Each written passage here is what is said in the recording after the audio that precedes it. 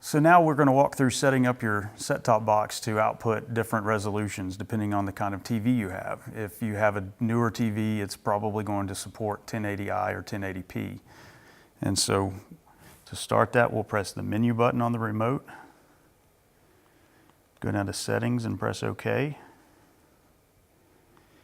Go down to television and go over to screen aspect ratio and high definition, press OK. The default is 720p, so what we want to do is try 1080i and make sure that one works. So then we'll hit continue.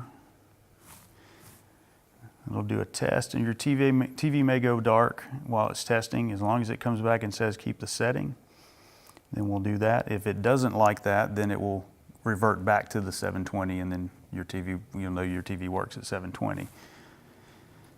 So now we want to try 1080p. We'll hit menu. Go to settings,